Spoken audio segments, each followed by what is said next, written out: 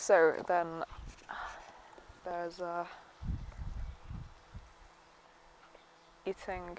I had a tangent from that was, yeah, we're definitely starting to become more embodied, definitely starting to be able to feel emotions in the body more and for longer, rather than just having like a sudden really intense emotional reaction and that blasting us apart into many different people, or some people getting further away from the body and thus the rest of us, well, fusing because it was so intense, and understandably. We're starting to actually get longer and longer periods of time to be able to sit with sensations and emotions without either splitting, dissociating, or going into shock, which is really fun and involves getting freezing cold, my face going white, and lots of shaking and glass eyes, not good.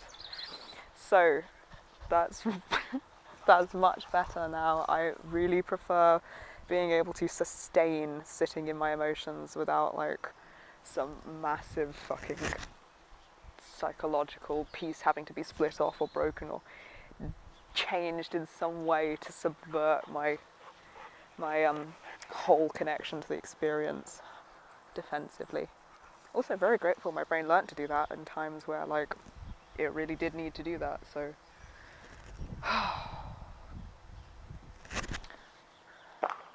it still feels really fucking, I feel very insecure and I don't want to say cringe, like the impulse is to cringe from the hosting part of me, of my subsystem, the mold, the shape, the outer, the whatever the fuck. But I'll try and say the part of me that would have formerly gone by Nightshade TM. I didn't manage. Yeah.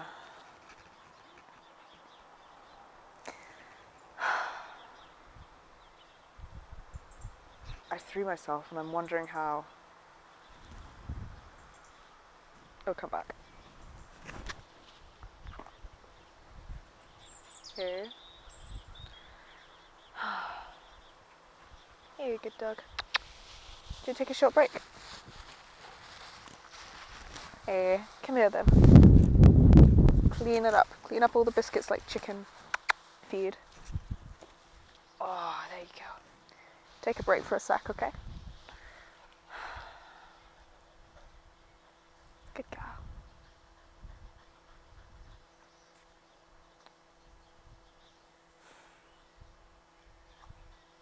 I'm locating whatever I was saying because there's a vague sense of blame, of being blamed, which I'm very sorry for whatever has caused that. That is not the intention. The knee-jerk reaction is to feel cringe when I have, what is it?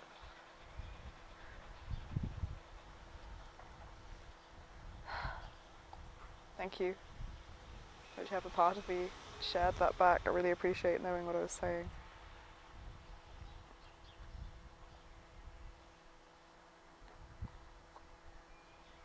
It ties into insecurities.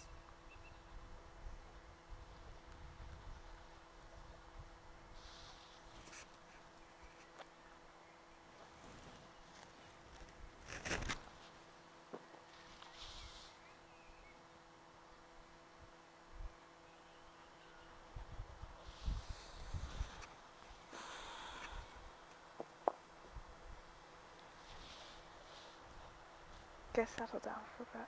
Oh, damn it.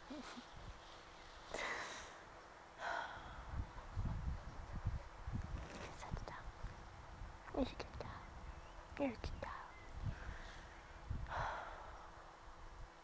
It's unfamiliar to me to not be self-persecutory towards my responses and to respond with compassion and curiosity, and I was trying to beat your record, Poe, for managing to be quiet for almost a minute, but I remembered what I was saying because I actually focused inside to think about it, so next time.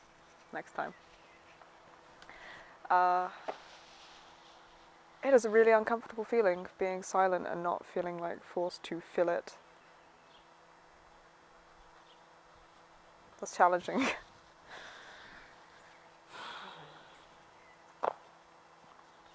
And it's helping.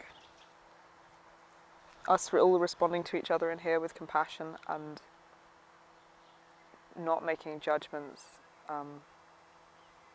really helps a lot. A lot of us knee-jerk response into shame and then withdraw, and I completely understand why. And it's much easier to work together at dealing with it if we genuinely don't feel at fault or shamed or blamed for our responses from each other. Totally a fan. Very much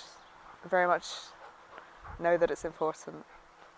I don't like that the knee-jerk reaction is that it's like cringy or something from me.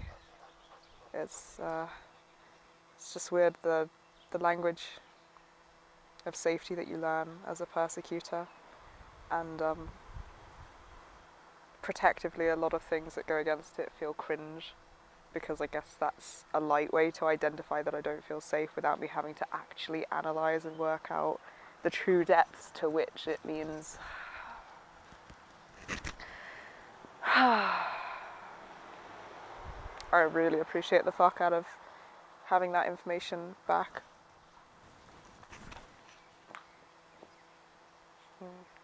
Parts of me trusting me to share it again and be closer.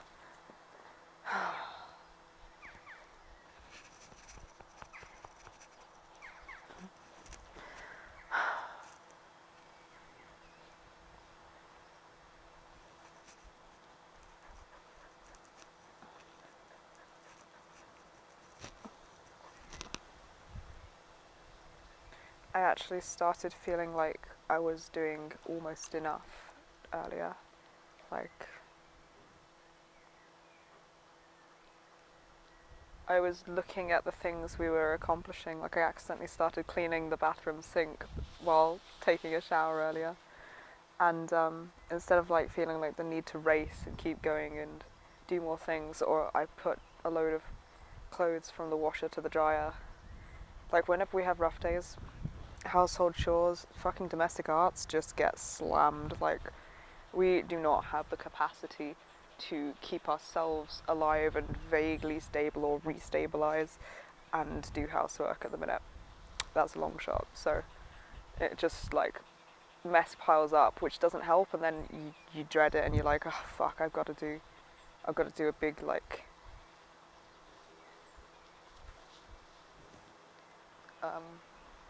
avalanche of cleaning, but it's just literally as I don't think that's a bad decision. I think that's absolutely the way we have to juggle it right now with the resources we have. We're just about managing to tread water with the resources we have. So yeah, I look forward to the day when we can carry on doing the washing up while having like splitting, fusing, integrating, destabilizing, fucking trippy healing benders. For now, I'm just really, really proud of us that we can manage to like trial and error our way through and find what helps. And actually, I've found myself feeling, like the actual general feeling has changed. The embodied sense of like, I don't feel like I need to rush. I don't feel like a travesty of a person not accomplishing enough. I'm starting to look around and be like kind of awe-inspired and fucking shocked by how much we are doing, which I wonder if I can see more clearly because more parts of me are together with the memory of everything we do, whereas usually if it's all broken up between me, then one part won't remember what the other part was doing, is doing, does. So it's like I can only see a fraction of the things we're actually doing, and then maybe it feels like I'm not doing enough because I only do a fraction of it. But with fusing, it's like I've kind of got the sequence. I haven't rapid switched throughout the day. I've been present with just like, it's been harder or easier to hold on to being present with other parts and me, like,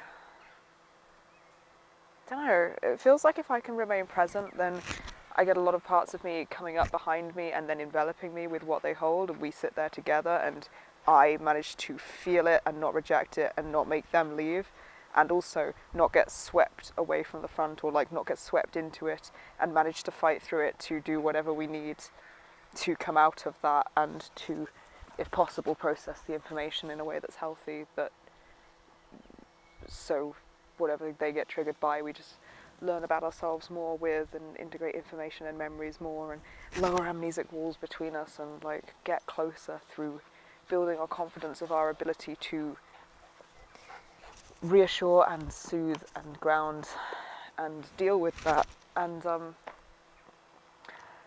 yeah, I also feel too quick. Oh, that was nice.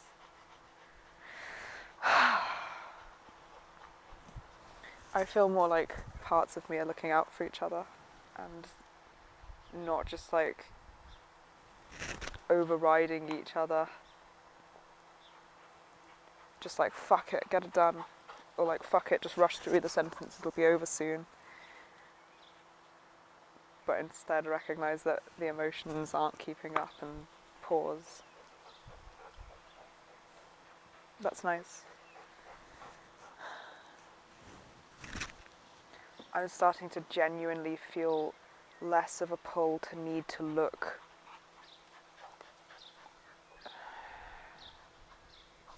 functional.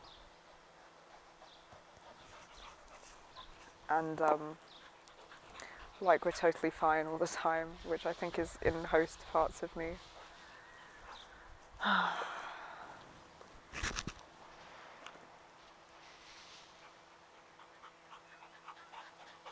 There are a lot more triggers, a lot more rapid fire. Emotional processing is really fucking different to just like, I feel like it goes in levels, and like if we don't feel safe, it's like we can't access the emotional level, so we need safety, and our nervous system has to be like stabilized and regulated to a point where it doesn't feel like life or death, it doesn't go into fight or flight, and then it feels like I can access the level where we experience emotions on. But the actual experiencing of emotions is so foreign and so intense and so kind of terrifying for us, being in the body being new, and feeling emotions in the body also being new, and like some parts feeling things that we haven't felt in a long time or haven't felt.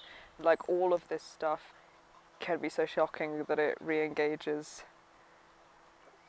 our like fight-flight response, I think, or sends us into shutdown and freeze. And then it's more like nervous system regulation until we get up to a point of feeling safe enough again to experience the emotion again. And like we've just been doing that over and over, and like bringing ourselves back down and bringing ourselves all back to the body, to the front, to each other. So it's been like very constant. There was one day where it was just like literally every minute. It's like a long stretch of time until we were truly worn out, where there's just so many triggers. We've been through so much, and the fragmentation makes complete sense, and putting it all into one person means that there's so many different topics and so many different traumas in so many parts of me to be activated.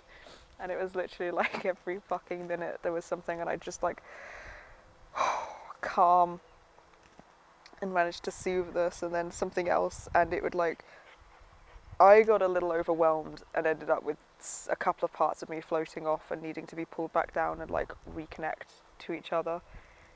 He fucking QuickTime event like everything, and kept pace with it really fucking well. I just like genuinely don't even understand the fucking level of how, really. It's insane. It's insane. I've never seen somebody DJ their mind so perfectly, like watching him ride shotgun next to me. He's very useful and helpful if you're having a panic attack as well. Like, there's been a lot where we've noticed sometimes like we can kind of like one or the other of us will know what to do for something at this point, or what to try. and we're getting quicker at catching that it needs to be done. So it's like starting to work more like clockwork in some moments. I feel like, you know, I wasn't so overwhelmed the other day that it was like a few hours of floating and reconnecting to parts of me, and it's kind of still like that a bit. There's kind of like moments of disconnect because of something, because I guess defensively our brain has learned that when something is shocking and overwhelming, we split it into, we like contain it, we isolate it between different people, and or we leave the body, and it's like it keeps trying to go for one of those two defenses because it's used them our whole life, so I get it. And it's like working my way back down to the body in some, and helping other parts to feel safe, doing the same in others, I guess.